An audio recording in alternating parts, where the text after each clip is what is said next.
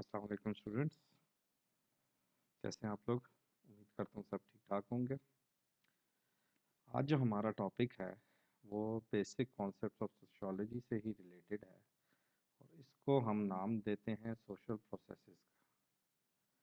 इसमें अगर हम देखते हैं तो सोशल प्रोसेसेस जो हैं मींस के ऐसे प्रोसेस जो हमारे माशरे में एग्जिस्ट करते हैं या जिन प्रोसेसेस पे हम या जिन तौर तरीक़ों से हम गुज़रते हैं और अपनी लाइफ स्पेंड करते हैं, उनको हम सोशल प्रोसेसेस का नाम देते हैं, जिसमें डिफरेंट किस्म की चीज़ें आ जाती हैं, जिसमें कल्चर भी आ जाता है, जिसमें सोसाइटीज़ भी आ जाती हैं, कम्युनिटीज़, ग्रुप्स, और अगर उसमें हम देखें तो हमारे पास इंटरेक्शन आती है, जो हर एक्टिविटी का या हर फंक्शन का या हर जो भी हमारी कह लें कि कम्युनिकेशन है या कोई भी कल्चर है, सोसाइटी है, तो इंटरेक्शन उसमें एक बेसिक कॉन्सेप्ट है। तो इसमें अगर हम देखते हैं तो सबसे पहले हमारे पास डेफिनेशन आती है, social interaction is the process of contact where the behaviour modifies slightly, और ब्रैकेट में आप देखें तो उसने लिखा है मॉडिफाइज स्लाइटली। मीन्स के सोशल इंटरेक्शन एक ऐसा प्रोसेस है कि जहाँ पे हमें अपने बिहेवियर्स को मॉडिफाई करना पड़ता है। अब जिस तरह मैंने डिस्कस किया है कि सोशल प्रोसेसेस में जब हम देखते हैं तो हमें सोशल इंटरेक्शन हर जगह नज़र आती है।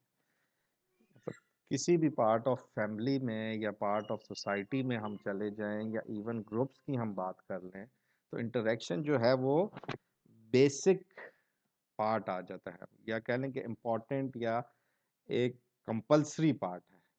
किसी भी हम सेक्शन में या किसी भी हम साइड ऑफ सोसाइटी या पार्ट ऑफ लाइफ या कोई भी फील्ड ऑफ लाइफ हम देख लें तो इंटरेक्शन हमें हर जगह मिलती है और हमें उस तरह अपने आप को मॉडिफाई करना पड़ता है, अपने करेक्टर को, अपने बिहेवियर को। फैमिली के साथ होंगे तो हमारा वे ऑफ टॉकिंग या वे ऑफ बिहेवियर जो है डिफरेंट होगा, क्लास में डिफरेंट होगा, फ्रेंड्स के साथ डिफरेंट होता है, या और भी ऐसी एक्टिविटीज़ में इन्वॉल्व होते हैं तो डिफरेंट होता है। इसीलिए वो हमें यहाँ पे कह रहा है कि बिहेवियर्स मॉडिफाइज स्लाइटली। फिर दूसरी डेफिनेशन हम देखें तो कहता है कि social interaction is a dynamic interplay of force in which contact between person and groups results in modification of attitude behavior of the participants। वही चीज़ यहाँ पे भी हमें डिस्कस कर रहा है कि behaviors और attitudes को वो modification को कहते हैं। by social interaction it is meant the mutual influences that individuals and group has upon one another in their attempts to solve problems and in their striving towards goals। तो मतलब अब ये वही चीज़ें हैं, हमें डिफरेंट साइड से या डिफरेंट हमें स्टाइल से वो समझाने की कोशिश कर रहा है। तो यहाँ पे भी अगर हम देखें तो हमें वही चीज़ समझाने की कोशिश कर रहा है कि how to solve our problems या टू स्ट्राइव टूवर्ड्स गोल्स या टू अचीव अवर गोल्स। तो ज़ाहिरी बात है, हम अपने टारगेट्स को अचीव करने के लिए, अपने गोल्स को अचीव करने के लिए या अपनी प्रॉब्लम्स को सॉल्व करने के लिए हम डिफरेंट ग्रुप्स का या कम्युनिटीज़ का हिस्सा बनते हैं। फिर इसी तरह बाकी डेफिनेशन में भी देख लें तो हमें वो सेम बातें कर रहा है। Interaction is a process whereby man interpenetrate the minds of each other.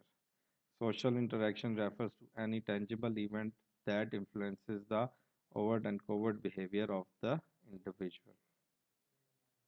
अभी ओवर्ट एंड कोवर्ट बिहेवियर होते हैं कि ज़ाहिरी या ना नज़र आने वाला, तो उसको हम इन्फ्लुएंस या उसमें मॉडिफिकेशन आती है। तो ये हमारे पास सोशल इंटरेक्शन की डेफिनेशन आती है। इंटरेक्शन का अगर हम जनरल मीनिंग देखें तो इंटरेक्शन क्या है? इट इज़ अ प्रोसेस, या इसको हम कहते हैं कि दो लोगों के दरमियान जो एक्सचेंज ऑफ आइडियाज़ है या एक्सचेंज ऑफ नॉलेज है, उसको हम इंटरेक्शन का नाम देते हैं। इसमें अगर हम सेकंड स्लाइड पे जाते हैं तो हम देखते हैं तो हमें एक टेबल नज़र आता है कि सोशल इंटरेक्शन आगे हमें किन किन चीज़ों की तरफ लेके जाता है। तो देखें तो सोशल इंटरेक्शन जो है वो आगे दो पार्ट्स में डिवाइड हो रहा है, एक है ऑपोजिशन और दूसरा है कोऑपरेशन। फिर ऑपोजिशन की तरफ हम देखते हैं तो हमें आगे फर्दर उसकी दो डिवीजन नज़र आती हैं, कंपटीशन और कन्फ्लिक्ट। और कॉरपोरेशन की तरफ जब हम जाते हैं तो हमें अकोमोडेशन, असिमिलेशन और अकल्चरेशन नज़र आती है। ठीक है, अब इसमें हम देखते हैं कि आगे फर्दर हमें जब हम सोशल इंटरेक्शन की बात कर रहे हैं तो वो ऑपोजिशन और कॉपरेशन की क्या बात होती है कि जब हम एक चीज़ डिस्कस करते हैं तो हमें उसमें ऑपोजिशन भी नज़र आती है और हमें उसकी कॉपरेशन भी नज़र आती है। यानी कि अगर हम एक कोई भी चीज़ डिस्कस करते हैं तो हमें उसमें 2 पार्ट्स नज़र आते हैं। एक तो मतलब उसको अपोज़ करेंगे और सेकंड जो उसके हक में होंगे। फिर जब अपोज़ करने वाले हैं उसमें हमें आगे फर्दर डिवीज़न नज़र आती है कंपटीशन की इसमें और कॉन्फ्लिक्ट की उसमें। फिर आगे जब हम कोऑपरेशन की तरफ आते हैं तो उसमें हमें अकोमोडेशन, असिमिलेशन और एक्लचरेशन की तरफ लेके जाता है। अब यहाँ पे अगर फर्दर हम देखते हैं तो हमें मिलता है इसमें ऑपोजिशन या डिसएसोसिएशन। क्या होती है कि this is the dissociate form of social interaction, it includes competition and conflict. फिर कॉपरेशन या एसोसिएशन में वो आगे हमें इट इंक्लूड्स अकोमोडेशन, असिमिलेशन और कल्चरेशन की एग्जांपल मिलती है। अब ऑपोजिशन या डिसएसोसिएशन क्या होती है? तो जब हम ऑपोजिशन या डिसएसोसिएशन की बात करते हैं तो हमें उसमें मीन्स के डिसएसोसिएशन, डिसऑर्गेनाइजेशन नज़र आती है, तो उसमें हमें कंपटीशन नज़र आता है। तो अब इसमें अगर देखें तो वो कहता है कि in every institution there is competition that can be going on whether we are aware of that और not. That competition is for our survival and better placement. Competition is necessary and present among different individuals and groups where there is interaction among them. अब क्या कह रहा है कि competition जो है, जब हम बात करते हैं अपोजिशन की या डिसएसोसिएशन की, तो उसमें हमें वो कहता है कि कंपटीशन नज़र आता है। कंपटीशन क्यों नज़र आता है कि जब भी हम बात करते हैं अपोजिशन की या हम बात करते हैं ऐसे ग्रुप की कि जो अपोजिशन की तरफ होते हैं, तो उसमें हमें कंपटीशन नज़र आता है। मीन्स कि वो अपोजिशन किस सेंस में हो रही है, आया वो कंपटीशन की सेंस में हो रही है या आया वो कन्फ्लिक्ट की सेंस में हो रही है। तो उसमें वो हमें कह रहा है कि कंपटीशन हमें हर ग्रुप में, हर कम्युनिटी में नज़र आता है, चाहे हम उससे अवेयर होते हैं या नहीं होते। और वो हम इसलिए करते हैं कि for our survival and better placement. Means कि अगर आप देखें तो हमें अपनी सोसाइटीज़ में, अपनी कम्युनिटीज़ में एक रेस सी नज़र आती है कि हर कोई यही कोशिश करता है कि मैं आगे निकल जाऊं, मैं ज़्यादा पैसे कमा लूं या मुझे ज़्यादा अच्छी पोजीशन मिल जाए माशरे में। तो ये सेंस की हमारे पास एग्जांपल्स आ जाती हैं। फिर इसकी हम डेफिनेशंस देखते हैं तो वो कहता है कि competition is an impersonal, unconscious, continuous struggle between individuals or group for satisfaction which because of their limited supply all may not have. फिर कहता है कि competition is the striving of two or more person for the same goal which is limited so that all cannot share. अब वही चीज आगे कि competition क्यों आता है? कंपटीशन इसीलिए आता है कि क्या होता है कि वहाँ पे लिमिटेड सप्लाई होती है जो सबको वो चीज़ नहीं मिल सकती, या वो कह रहा है कि स्ट्राइविंग ऑफ टू और more person for the same गोल, यानी कि वो एक सेम टारगेट अचीव करना चाहते हैं और वो क्या है, वो लिमिटेड फॉर्म में है और उसको हासिल करने के लिए वो कंपटीशन रखते हैं या कंपटीशन हमें नज़र आता है। जिस तरह हम बात करते हैं फर्स्ट पोजीशन की, फर्स्ट सेकंड थर्ड, अब ये तो नहीं हो सकता ना कि सब के सब क्लास को फर्स्ट डिक्लेयर कर दिया जाए या सेकंड कर दिया जाए या थर्ड कर दिया जाए, बल्कि क्या होता है हमें उसमें डिफरेंट पोजीशंस नज़र आती हैं। हर एक कोशिश करता है कि मैं आगे निकल जाऊं, मेरे अच्छे मार्क्स आ जाए। क्यों आ जाए? वो इसीलिए कंपटीशन होता है कि वो लिमिटेड सीट्स हैं, फर्स्ट सेकंड थर्ड। फिर इसमें फॉर्म्स ऑफ कंपटीशन हम देखते हैं तो पर्सनल एंड इम्पर्सनल है, रिलेटिव और एब्सोल्यूट है, फॉर्मल और इनफॉर्मल, इंट्रा और इंटर कंपटीशन। अब पर्सनल और इम्पर्सनल कंपटीशंस क्या होते हैं कि personal competition take place in every society when individual और group competing with one another, also known one another, and the competition is face to face. For election is personal in which competitors know each other and the competition is face to face. अब ये क्या है जो हमें example दे रहा है कि election जो है वो पर्सनल कंपटीशन में आ जाता है, क्योंकि उसमें वो कह रहा है कि पर्सनल कंपटीशन में सबसे पहली शर्त ये है कि एक तो वो फेस टू फेस होना चाहिए और जो कंपटीटर्स हैं वो नोन बाय ईच अदर, एक दूसरे से उनकी नो हाउ होनी चाहिए। फिर the competition in which there may not be face to face interaction, the competition for the post of federal public service commission is an example of impersonal. अब simple see हमारे पास इसकी definition आ गई या उसका introduction आ गया कि personal competition वो होता है जहाँ पे आप एक दूसरे को जानते हैं, एक दूसरे के साथ आपका फेस टू फेस इंटरेक्शन होता है। और इम्पर्सनल में वो हो गया कि जहाँ पे आपकी फेस टू फेस इंटरेक्शन नहीं है और जो कंपटीटर्स हैं या जो पार्टिसिपेंट्स हैं वो एक दूसरे को नहीं जानते। जिस तरह पब्लिक सर्विस कमीशन की उसने एग्जांपल दी है कि उसमें जितने भी पार्टिसिपेंट्स हैं पूरे पाकिस्तान से उसमें शामिल होते हैं और वो एक दूसरे के अननोन होते हैं। फिर रिलेटिव और एब्सोल्यूट कंपटीशन है, तो an absolute competition can be that in which only solitary competitor is ultimately declared successful among two or several competitors. For example, there can be only one president of Pakistan from amongst two or more competitors. यानी कि अब यहाँ पे वो कह रहा है कि एब्सोल्यूट कंपटीशन वो है जहाँ पे अल्टीमेटली जो है उसको किसी एक बंदे को सक्सेसफुल या उसको विनर करार दे दिया जाता है। जिस तरह वो एग्जांपल दे रहे हैं प्रेसिडेंट ऑफ पाकिस्तान की, the example can be head of USA in the presidential election, only Bush has been elected as the US president. Other examples are mister Pakistan और मिस्टर वर्ल्ड, जहाँ पे मतलब आपको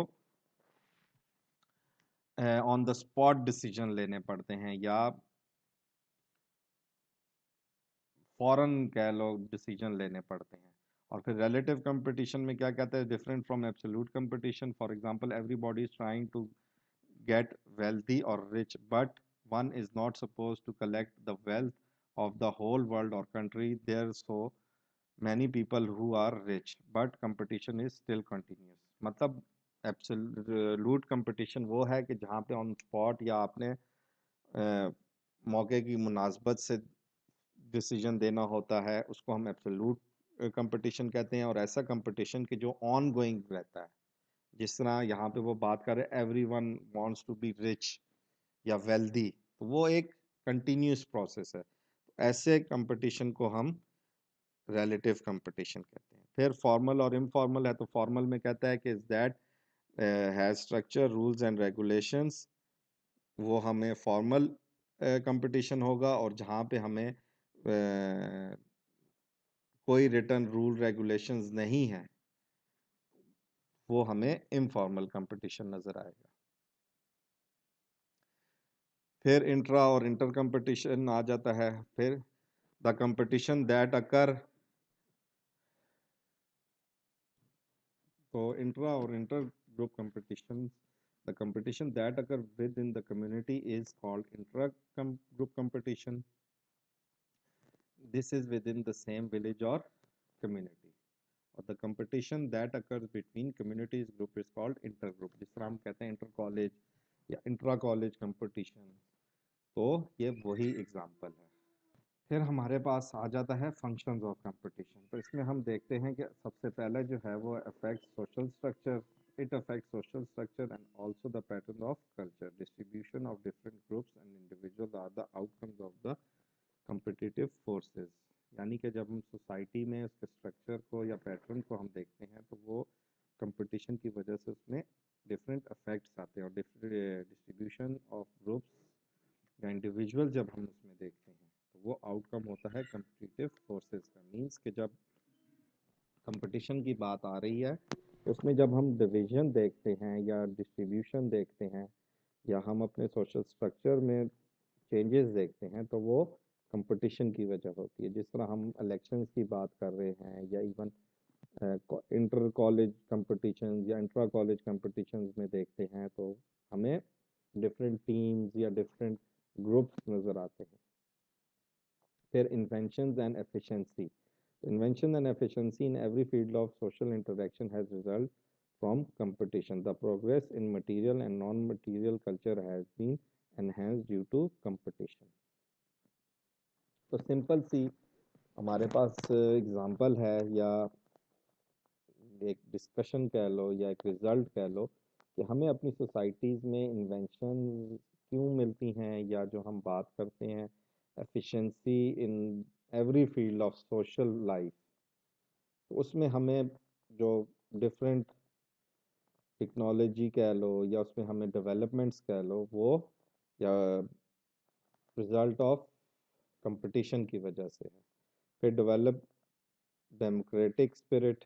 Its aim is to provide chances to compete in social, political, and economic life. It is admitted fact that in the absence of competition, groups and individuals belonging to upper social class will have privileges in social economic activities over classes and individuals. It has been concluded that from the above definition या discussion that healthy competition in the community is a sign of progress, prosperity and advancement for individuals and groups.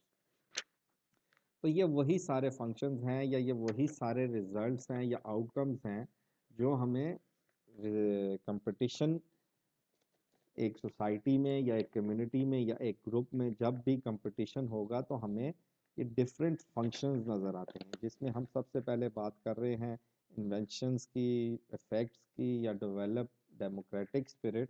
तो वो हमें outcome नज़र आते हैं competition के। फिर इसमें कन्फ्लिक्ट आ जाता है। कन्फ्लिक्ट क्या है? जनरल लैंग्वेज में कन्फ्लिक्ट हम कहते हैं तनाज़े को, डिफरेंस को। तो इसमें वो कह रहा है कि in every society they are bound to be differences of opinion on all important matters. The differences can be due to personal and collective reasons. When competition, individuals or groups consciously try to inhabitate, defeat, or subordinate each other in an effort to achieve certain objects, conflict comes into existence. तो वही वो बात कर रहा है कि जब किसी ग्रुप में कंपटीशन होगा, इंडिविजुअल्स में कंपटीशन होगा, तो हमें वो उसका आउटकम कन्फ्लिक्ट की सूरत में नज़र आएगा। और कन्फ्लिक्ट में वो क्या कह रहा है कि किस किस चीज़ों पे होता है? सबसे पहले पावर, स्टेटस और प्रॉपर्टी। फिर फील्ड्स में वो बात करता है, तो वो किस किस फील्ड्स में हमें नज़र आती है? पॉलिटिकल, सोशल, इकोनॉमिक्स और रिलीजियस फील्ड में। फिर एलिमेंट्स की जब हम बात करते हैं तो वो इन्हीं ऑब्जेक्ट से या इन्हीं फील्ड से हम उसको देखते हैं, तो उसमें लैंड है, मनी है और वुमेन है। फिर डेफिनेशन की तरफ हम जाएं तो कहता है कि conflict is the deliberate attempt to oppose, resist और coerce the will of another और अदर्स। यानी कि कन्फ्लिक्ट क्या है? सिंपली जब हम वर्ड में कहते हैं तो कन्फ्लिक्ट एतराज़ करने को, किसी भी पॉइंट पे या किसी भी, जब हम व्यू ऑफ पॉइंट लेते हैं या एक कोई डिस्कशन करते हैं, तो जब हमें मुखालफत नज़र आती है या उसमें हमें अपोजिशन नज़र आती है, तो उसको हम कन्फ्लिक्ट का नाम देते हैं। फिर इसमें फॉर्म्स की बात करता है, तो वो डिफरेंट फॉर्म्स ऑफ कॉन्फ्लिक्ट हैं, जिसमें वॉर है, क्लास कॉन्फ्लिक्ट है, रेशियल कॉन्फ्लिक्ट है, रिलीजियस कॉन्फ्लिक्ट है, पॉलिटिकल कॉन्फ्लिक्ट है, इंट्रा और इंटर कम्युनिटी कॉन्फ्लिक्ट है। तो ये डिफरेंट हमें अपनी सोसाइटीज़ में, हमें अपनी ग्रुप्स में नज़र आते हैं कि सबसे पहले क्या है? वो वॉर होती है। वॉर की सूरत में, जंग की सूरत में हमें कन्फ्लिक्ट नज़र आता है। फिर उसमें वो क्लास कॉन्फ्लिक्ट होती है कि जब हम एक सोसाइटी की बात करते हैं तो उसमें हर एक शख्स या हर एक कम्युनिटी जो है वो क्लास कॉन्शियस होती है या वो अपने आप को बेहतर करना चाहती है, तो उसको क्लास कॉन्फ्लिक्ट कहते हैं। फिर इसी तरह रेशियल या रिलीजियस या पॉलिटिकल कॉन्फ्लिक्ट्स हैं। तो ये सारे हमारे सामने एग्जांपल्स मौजूद हैं। इंट्रा और इंटर कम्युनिटी। फिर फंक्शंस की तरफ आते हैं, तो उसी तरह जिस तरह कंपटीशन के फंक्शंस देखे थे, तो असेंशियल फॉर एडवांसमेंट है कि जब हम कंपटीशन की बात करते हैं तो वो क्या है कि जब हम कंपटीशन में कहते हैं कि बेहतरी आती है माशरे में या हमारी वर्किंग में, इसमें भी एडवांसमेंट उसी तरह आएगी जब कंपटीशन होगा, कन्फ्लिक्ट होगा और फंक्शंस तकरीबन दोनों के सेम होंगे। एनहेंस कॉपरेशन मींस कि जब हम बात करते हैं कन्फ्लिक्ट की, तो उसमें हमें कॉपरेशन नज़र आता है कि when the conflict occurs after it the need of accommodation is felt. The divergent groups, classes or communities come together and decide permanent settlement. ठीक हो गया? तो कह रहा है कि कन्फ्लिक्ट जब होता है उसमें हमें जो अकोमोडेशन की ज़रूरत होती है वो पेश आती है। फिर डाइवर्जेंट ग्रुप्स जो होते हैं वो आपस में डिसीजन लेते हैं या डिसाइड करते हैं परमानेंट सेटलमेंट के लिए, जिसकी वजह से हमें कॉपरेशन या उसमें एडवांसमेंट नज़र आती है। ब्रिंग पॉजिटिव चेंज, यानी कि जब भी हम बात करते हैं कन्फ्लिक्ट की या कंपटीशन की, तो जब भी आप देखें तो उसके बाद हमें कुछ पॉजिटिव चेंजेस, जहाँ पे हम इन्वेंशंस की बात कर रहे हैं, जहाँ पे हम एडवांसमेंट की बात कर रहे हैं, तो ये पॉजिटिव चेंजेस की तरफ हमें ले जाता है। फिर नीचे टेबल में आप देखें तो डिफरेंस बिटवीन कंपटीशन और कॉन्फ्लिक्ट में वो कहता है कि competition is a continuous process and it is never ending, लेकिन कॉन्फ्लिक्ट में वो कह रहा है कि it end at some stage, it must come to an end. फिर इट इज़ इम्पर्सनल, और कन्फ्लिक्ट में क्या आता है वो पर्सनल हो जाता है। जब कंपटीशन की बात होती है तो एज अ होल हम उसको डील करते हैं, लेकिन जब हम कन्फ्लिक्ट की बात करते हैं तो हम डायरेक्टली हमारा किसी ना किसी एक चीज़ की तरफ, एक एम की तरफ टारगेट बन जाता है, या एक शख्स कह लो, या एक ग्रुप कह लो, या एक कम्युनिटी कह लो। फिर कंपटीशन कहता है कि it is unconscious and the individual and groups are not aware of it. Conflict में उसका ऑपोजिट हो जाएगा कि इट इज़ कॉन्शियस। फिर it is based on non violence, और कन्फ्लिक्ट में कह रहा है कि जी वायलेंट मेथड में भी यूज। अब वो वायलेंट मेथड जो है किसी भी चीज़ के हो सकते, ज़रूरी नहीं है कि वो हम जंग की बात कर रहे हैं, लड़ाई की बात कर रहे हैं, हथियारों की बात कर रहे हैं। पर्सनल अटैक्स जो होते हैं ये भी आपके वायलेंट मेथड्स में आ जाते हैं। फिर कह रहा है कि as a result of competition something productive, useful and profitable comes out. Conflict में कहता है कि conflict is non productive both in nature and character.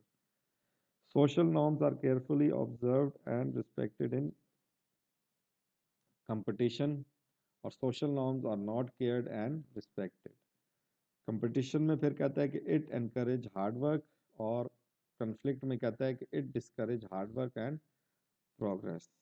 Competition में वो कहता है कि it acts within the framework of law, there is no respect for law in conflict. यानी कि वही बात है, कंपटीशन जब हम करते हैं तो उसमें हम कुछ रूल्स रेगुलेशंस की बात करते हैं, और जब हम बात करते हैं कॉन्फ्लिक्ट की, उसमें फिर हमारे रूल्स रेगुलेशंस इतने नहीं होते।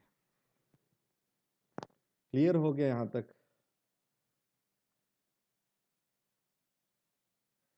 फिर हम आगे देखते हैं तो सेकंड टाइप या सेकंड ब्रांच ऑफ इंटरेक्शन आ जाती है, जिसको हम कॉपरेशन का नाम दे रहे हैं। तो कॉपरेशन क्या होता है? मिलजुल के काम करने को, या आपस की एसोसिएशन को, या यूनिटी को हम कॉरपोरेशन का नाम देते हैं।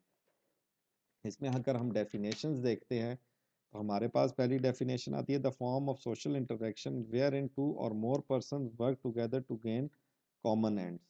दूसरी डेफिनेशन देखें तो कहता है कि cooperation is the process by which individual और group combine their effort in a more or less organized way for the attainment of common objects।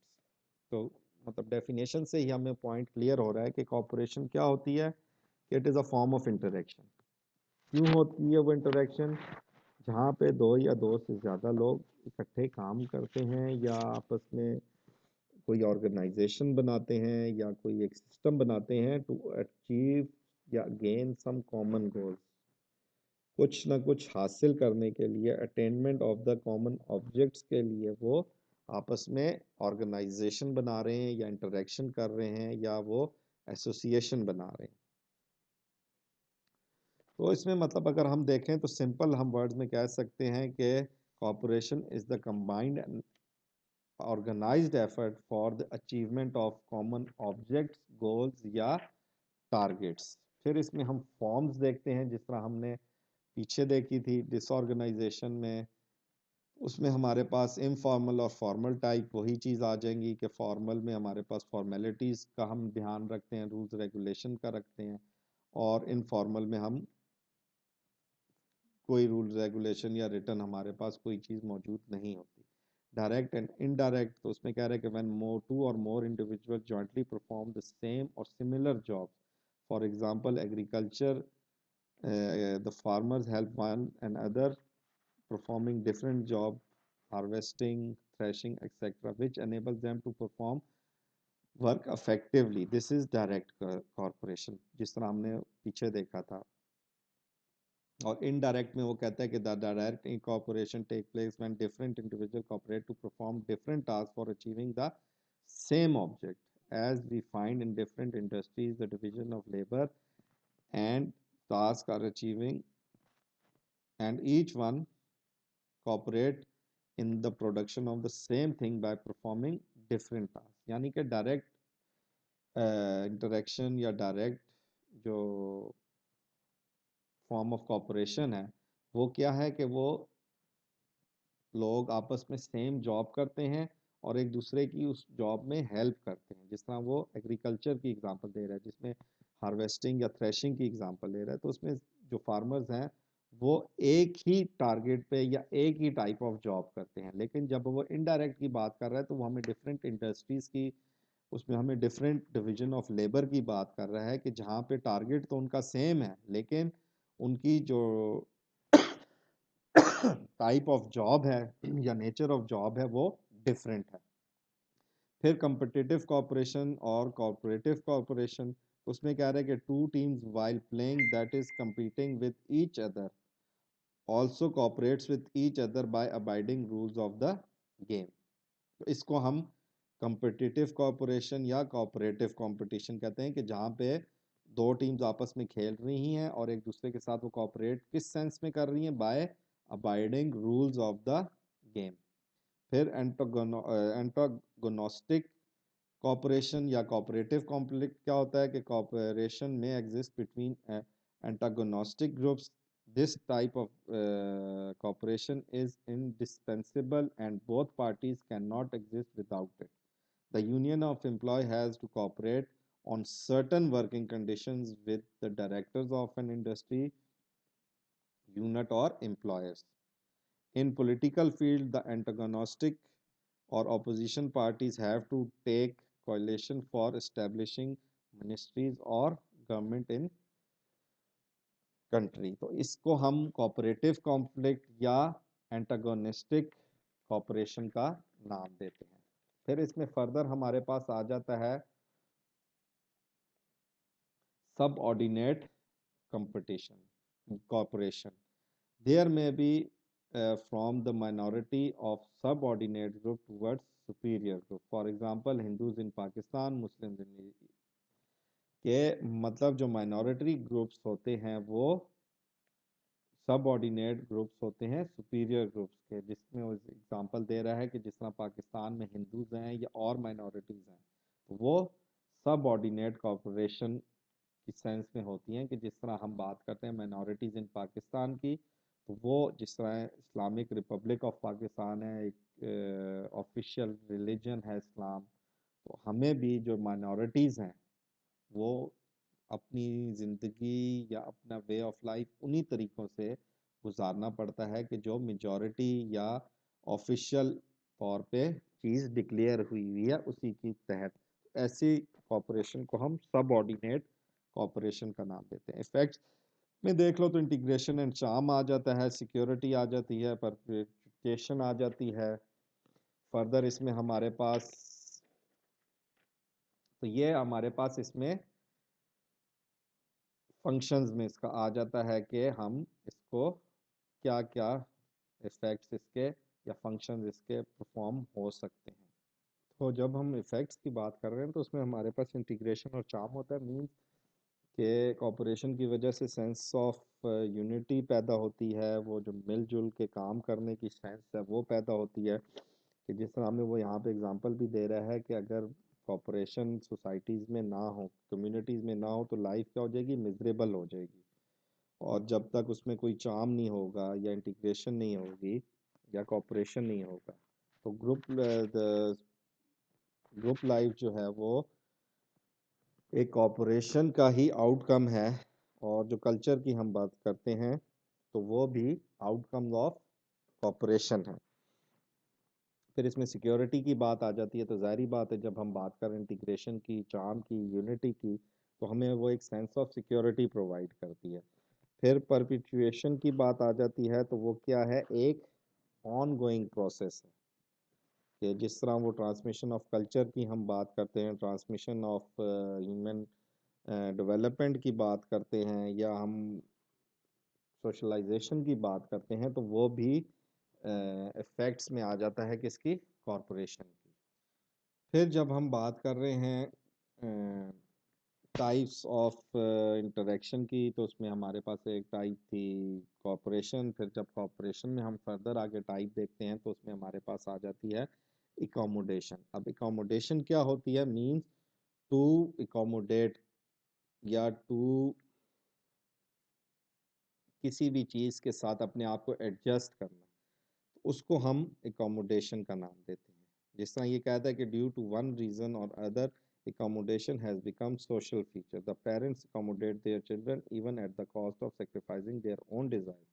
A newly wedded bride and bridegroom accommodate each to have a comfortable and happy life. Similarly, we find two partners of a firm accommodate each other for smooth running of the business. This after every conflict accommodation must be there. यानी कि accommodation क्या है, वो outcome है किसी भी conflict का, या हमें उसके बाद नज़र आती है। जिस तरह हमें वो यहाँ पे एग्जांपल्स दे रहा है कि पेरेंट्स अपने बच्चों को accommodate करते हैं हर सूरत में, अपनी ख्वाहिशात को भी ख़त्म करके या उनको दबा कर अपने बच्चों की ख्वाहिशात को पूरी करने की कोशिश करते हैं, मीन्स उनको एकोमोडेट करने की कोशिश करते हैं। या न्यूली वेडेड ब्राइड या ब्राइड ग्रूम जो है वो एक दूसरे के साथ एडजस्ट करते हैं, एकोमोडेट करते हैं एक दूसरे को फॉर हैप्पी लाइफ।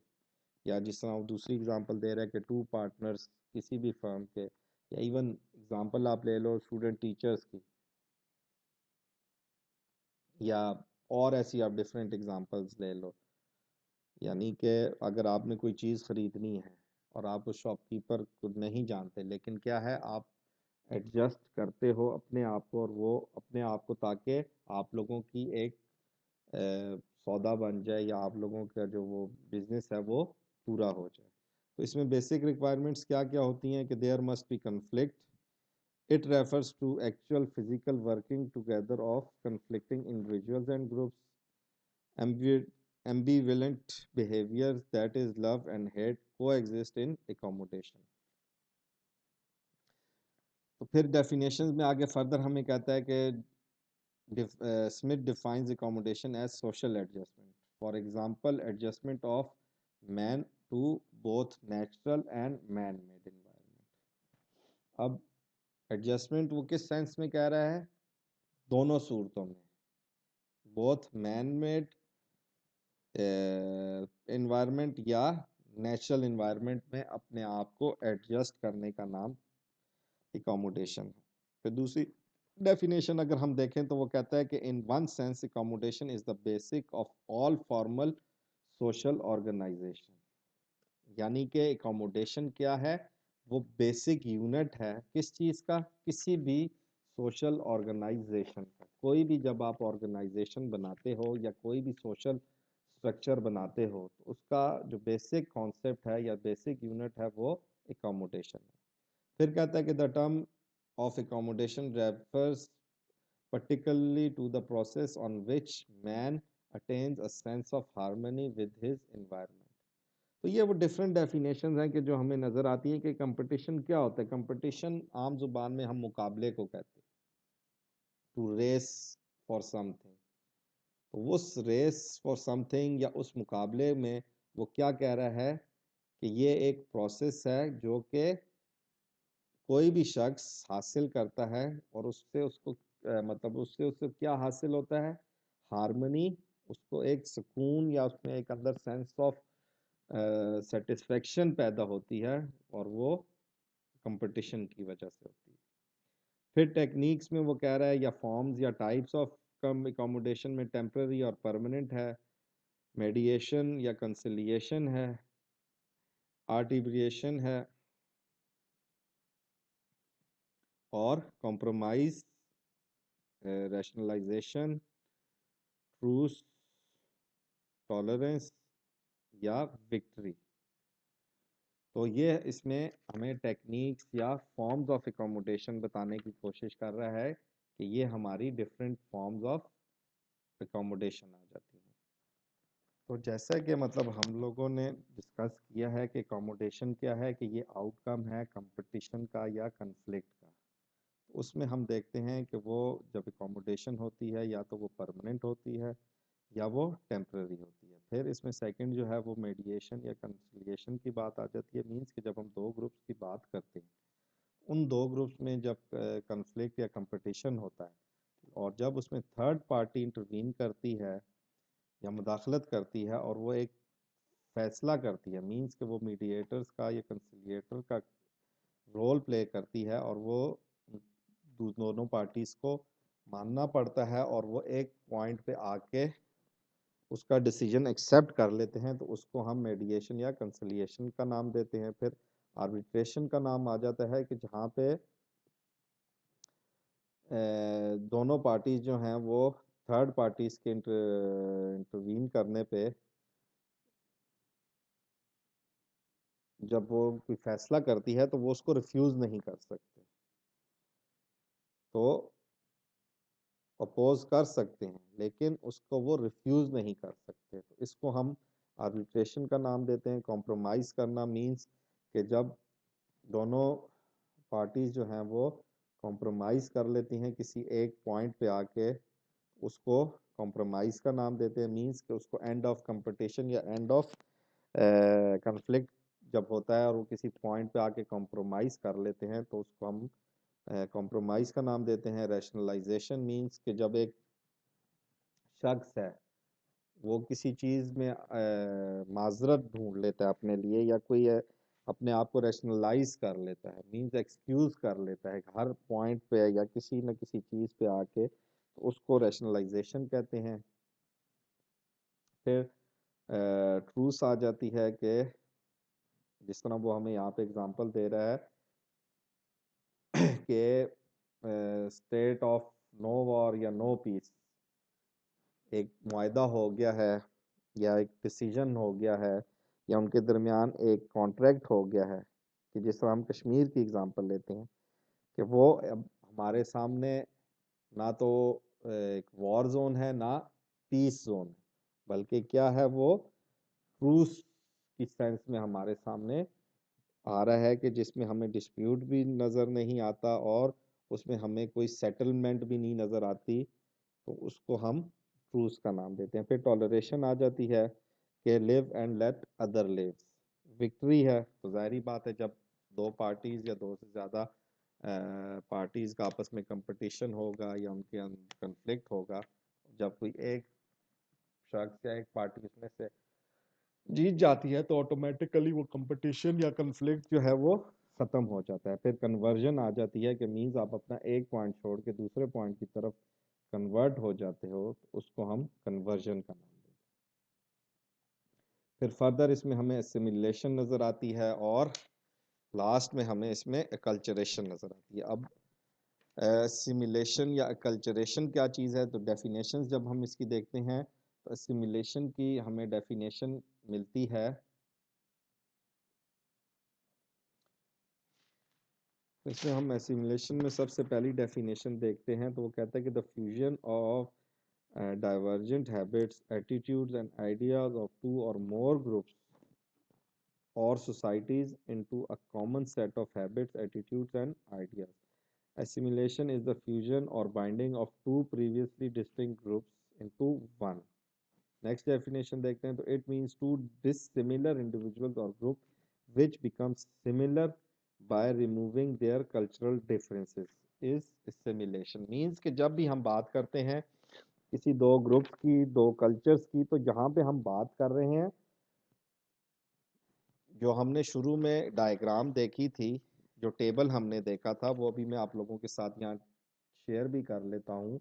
अगर स्लाइड्स में मैं थोड़ा पीछे चला जाऊँ तो ये देखें, सोशल इंटरेक्शन है, फिर उसमें हमें फर्दर डिवीजन या उसकी ब्रांचेस नज़र आती हैं। तो एक तरफ हमें अपोजिशन नज़र आती है और दूसरी तरफ कॉरपोरेशन नज़र आती है। फिर जब हम देखते हैं तो अपोजिशन में कंपटीशन और कन्फ्लिक्ट है, और जब हम यहाँ पे कॉरपोरेशन की या एकोमोडेशन की बात करते हैं तो वो आउटकम्स ऑफ कंपटीशन या कन्फ्लिक्ट आ जाते हैं।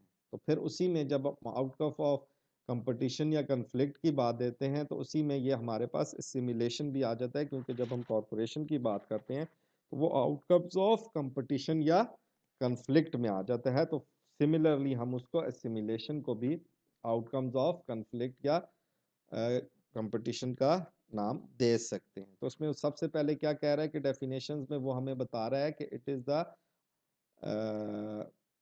मिक्सचर ऑफ टू कल्चर्स या टू ग्रुप्स, या जिस तरह वो हमें बता रहा है कि इट मीन्स कि टू डिसिमिलर इंडिविजुअल और group which becomes similar by removing their culture differences। मीन्स कि जब हम दो कल्चर्स की बात करते हैं, मीन्स इसमें जब हम एग्जांपल देखते हैं एक न्यूली वेडेड ब्राइड की, जो अपना घर छोड़ के दूसरी फैमिली का हिस्सा बनती है और आके उसमें अपने आप को एडजस्ट कर लेती है, एकोमोडेट कर लेती है, उसको हम एसिमिलेशन का नाम देते हैं। मीन्स एक कल्चर या एक सेटअप छोड़ के जब वो दूसरे सेटअप या कल्चर का हिस्सा बन जाती है और उसमें आके फुली तौर पे अपने आप को एडजस्ट एकोमोडेट कर लेती है, जिस तरह वो हमें यहाँ पे डेफिनेशंस में भी बता रहा है कि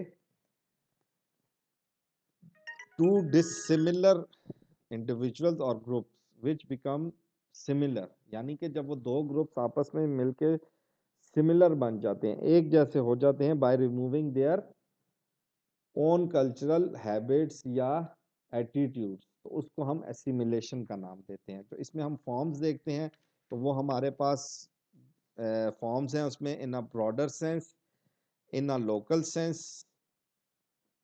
तो ये हमारे पास इसमें दो फॉर्म्स ऑफ एसिमिलेशन है। इन अ ब्रॉडर सेंस में वो क्या कहता है कि a migrant of refugees acquaint and socialize in one culture adopts new personality traits, यानी कि यहाँ पे वो रेफ्यूजीज की बात कर रहा है कि जब वो अपने रेफ्यूजीज होते हैं या माइग्रेंट की बात कर रहा है, तो वो जब आके नए सेटअप में या नए किसी कल्चर में अपने आप को सेटल करते हैं, तो वो अपने कल्चर को और अपनी चीज़ों को उनके साथ चेंज कर लेते हैं, या वो न्यू आइडियाज़ को या न्यू कल्चर्स को अडॉप्ट कर लेते हैं। लोकल साइंस में वो कहता है कि it takes place in the small groups like family newly maids with distinct habits attitude and idea. अब यहाँ पे वो हमें बता रहा है कि उसकी क्या फॉर्म्स हो सकती हैं। ब्रॉडर सेंस में मतलब मींस आप एज अ सोसाइटी या एज अ कम्युनिटी बात कर रहे हो तो वो ब्रॉडर सेंस की बात आ जाती है, और लोकल सेंस में जब आप इंडिविजुअल्स के लेवल पे आके बात कर रहे हो तो उसको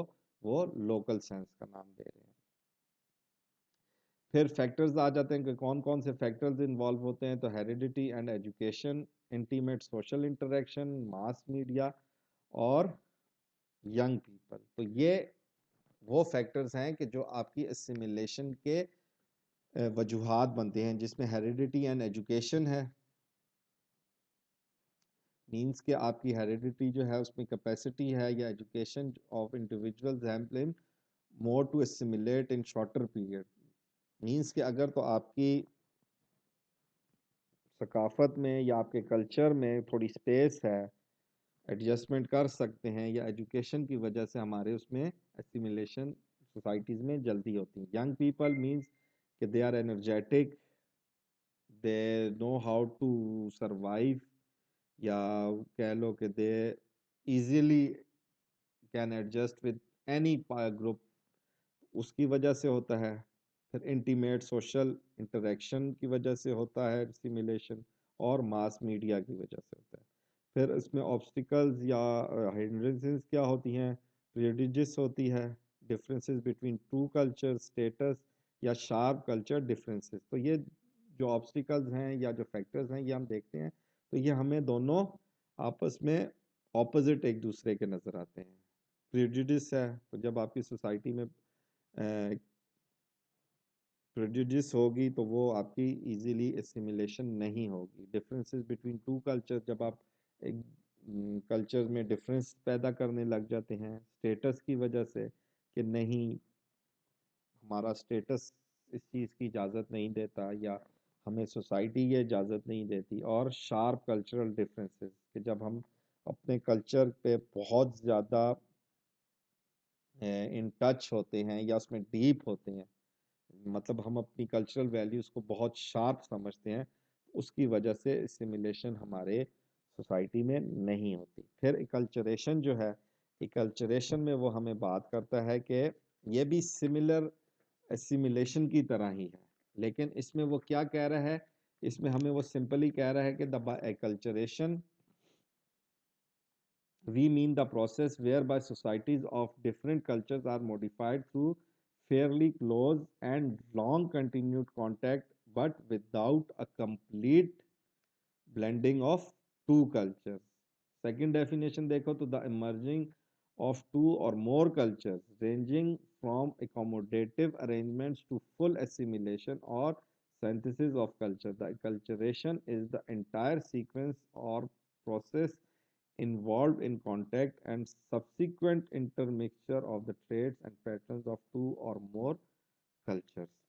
अब सिंपल डेफिनेशन अगर इसकी हम देखें तो ऊपर वाली जो है ग्लिन एंड ग्लिन की, जिसमें वो कह रहा है कि the biculturation we mean the process whereby societies of different cultures are modified through closely a fairly close and long continued contact but without a complete blending of two culture। Means कि यहाँ पे हम blending तो कर रहे हैं to cultures की, two groups की, लेकिन हम अपने जो रूट्स हैं हम उन पे कायम रहते हैं। जिस तरह हम एक एग्जांपल लेते हैं कि स्टडी की सेंस से या हम बिजनेस की सेंस से आउटसाइड कंट्री मूव करते हैं, और जो हमारी बेसिक टीचिंग्स हैं, जो इस्लाम हमें सिखाता है या जो हमें फैमिली की तरफ से सिखाई जाती हैं, उनको हम नहीं भूलते या अपने कल्चर को हम नहीं भूलते। जिस तरह हमें सिखाया जाता है बचपन से ही कि बैठ के पानी पीना चाहिए, खाने पीने से पहले दुआ करनी चाहिए, या और ऐसी हमें डिफरेंट चीज़ें सिखाई जाती हैं, तो वो हमारे साथ थ्रू आउट द लाइफ रहती हैं। सिमुलेशन में क्या कह रहा है कि वो complete mixture of two cultures है, लेकिन यहाँ पे क्या कह रहा है कि वो मिक्स हो रहे हैं लेकिन कंप्लीटली नहीं हो रहे, without blending of two cultures. यानी कि वो एक दूसरे की वैल्यू शेयर कर रहे हैं, एक दूसरे के साथ नॉर्म्स शेयर कर रहे हैं, लेकिन उनका जो बैकग्राउंड है या जो उनकी जो रूट्स हैं वो अपनी वही यूज़ कर रहे हैं या उन्हीं को फॉलो कर रहे हैं जो जिस कल्चर से वो बिलोंग करते हैं।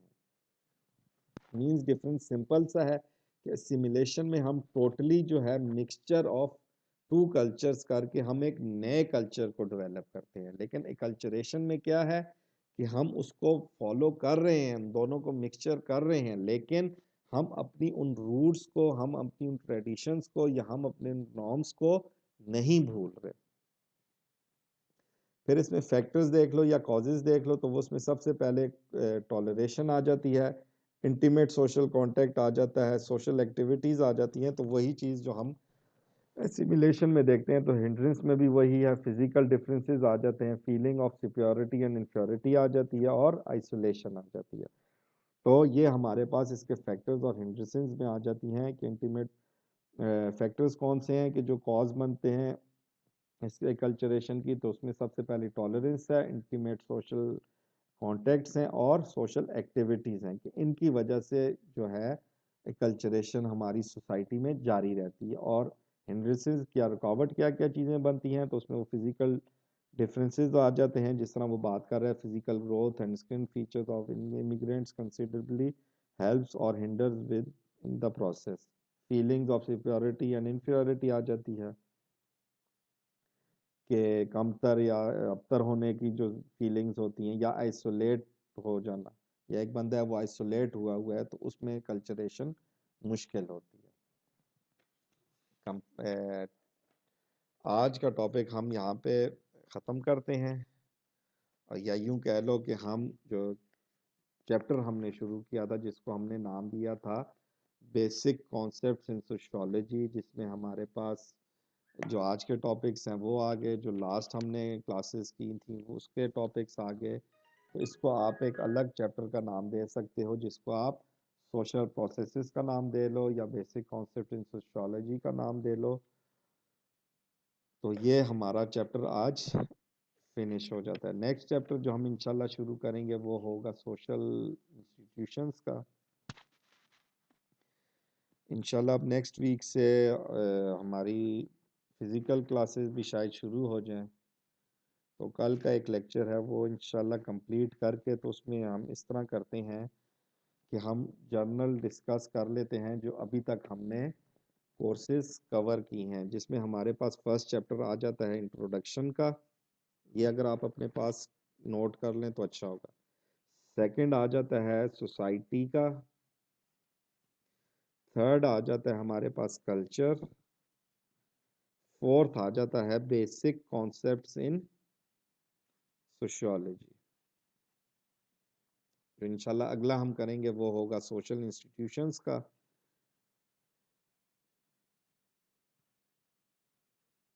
कल इंशाल्लाह इस तरह करेंगे कि मैं एक टेबल ऑफ कंटेंट्स बना लूँगा जिसमें हम जो जो कोर्स हमने पढ़ लिया है वो डाल दूँगा उसमें, जो हम हर चैप्टर में हमने के सब टॉपिक्स पढ़े हैं वो मैं बता दूंगा आप लोगों को, और जो फर्दर आगे हमने पढ़ना है उसके भी मैं सारी डिटेल्स आपके साथ शेयर कर लूँगा। और इंशाल्लाह नेक्स्ट वीक से फिर हम फिज़िकल क्लासेस का आगाज़ करेंगे। अपना ख्याल रखें। अल्लाह हाफ़िज़।